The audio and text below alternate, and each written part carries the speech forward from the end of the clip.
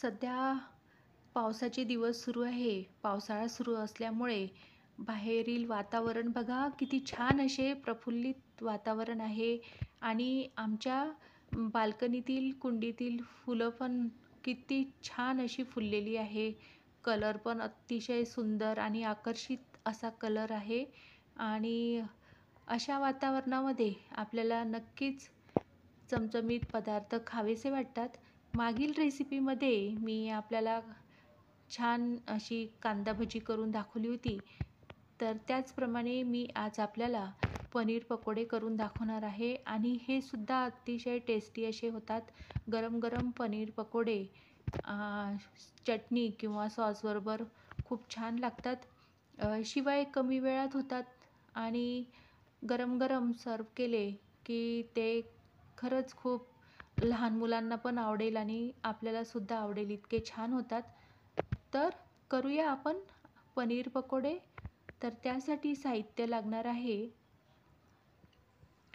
एका बाउलमध्ये आपल्याला 2 ते 3 हिरवी मिरची घ्यायची आहे. 2 ते 3 लसूण पाकळ्या आणि एक छोटा आल्याचा तुकडा आपल्याला घ्यायचा आहे. आणि आता हे मिश्रण आपल्याला मिक्सरमधून जाडसर वाटून घ्यायचं. आता इथे मी 200 ग्रॅम पनीर घेतलंय. ते स्वच्छ धुवून घेतले आणि त्याचे याप्रमाणे लांब असे काप करून घेतले. आपण आपल्या चॉईसनुसार पीसेस करू शकतो.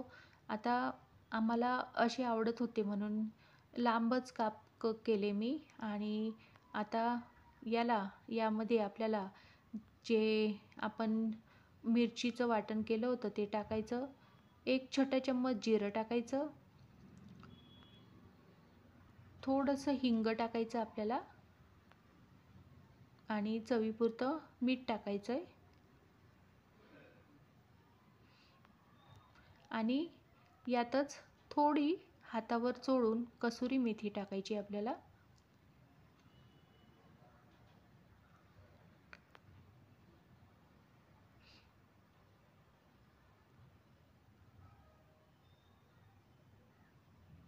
खूपच टेस्टी असे हे पनीर पकोडे होतात आणि गरम-गरम सर्व्ह केले की ते आणखीनच छान लागतात. आता पनीरला हे सगळे मिश्रण व्यवस्थित लावून घ्यायचं याप्रमाणे. आता पकोडे तळण्यासाठी कढईमध्ये तेल गरम करायचं.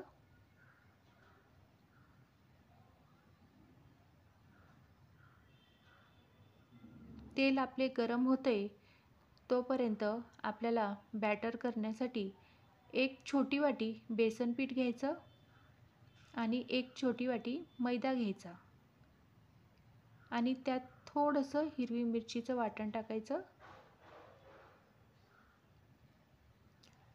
1 छोटा चम्मच ओवा टाकायचा आणि चवीपुरतं मीठ टाकायचं.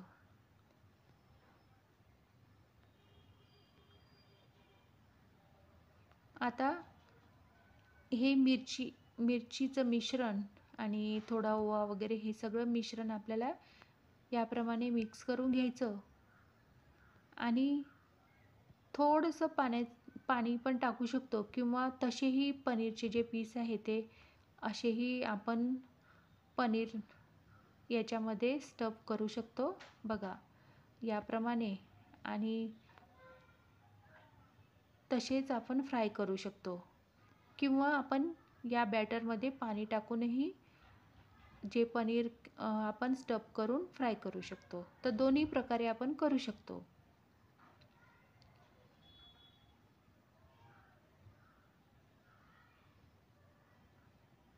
तर मी सुरुवातीला कोरडेच बेसन पीठ आणि ते मैद्याचं बॅटर लावून फ्राय करून घेतले. काही पनीर पकोडे मी तसे फ्राय करून घेतले आणि काही मी थोडंसं पाणी टाकून त्याचं बॅटर करून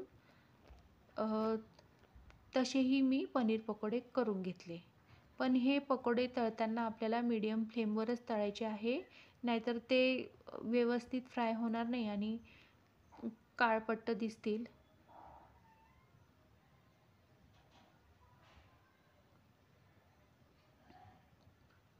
असे हे चटपटीत होणारे पनीर पकोडे आपण गरम गरम चटणी किंवा सॉसबरोबर सर्व करू शकतो आणि मीडियम फ्लेमवरच आपल्याला हे पकोडे फ्राय करून घ्यायचे आहे.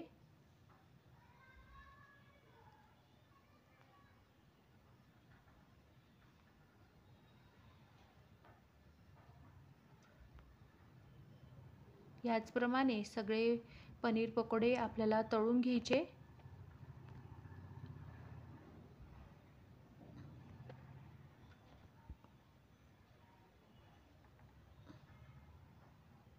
तर असे हे चटपटीत पनीर पकोडे आपल्याला कसे वाटले मला कमेंटमध्ये नक्की कळवा आणि पहिल्यांदाच जर तुम्ही माझा व्हिडिओ बघत असाल तर सबस्क्राईब टू माय चॅनल.